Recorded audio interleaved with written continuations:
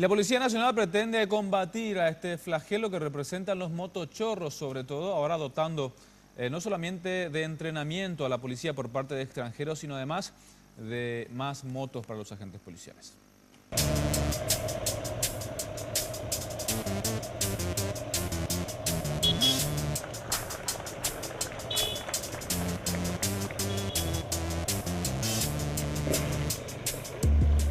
Estas son solo algunas de las habilidades para perseguir y capturar a los delincuentes. La más llamativa es el del cambio de conductor y la posición en que se ponen para enfrentarse en persecuciones en calle y disparar. Los 55 egresados fueron instruidos por el grupo Lince de Panamá, expertos en combatir delincuencia motorizada. Los nuestros utilizan estas 180 motos, donadas recientemente por Yacyretá. Según dijeron, están preparadas para sitios urbanos.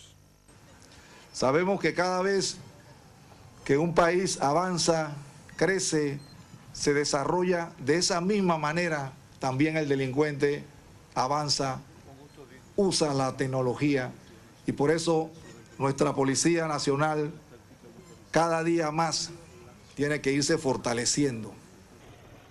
Se habló y mucho de la licitación y los precios de los biciclos, que fueron adquiridos cada uno a $10.220, con sus repuestos y equipamientos incluidos.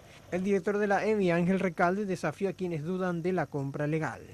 No hay absolutamente nada raro, eso podemos demostrar y es más, nos abrimos a cualquier tipo de investigación y si alguien viene y nos muestra de que este tipo de motos podemos adquirir por menor precio, bueno, y tal vez le vamos a adquirir a ellos también próximamente.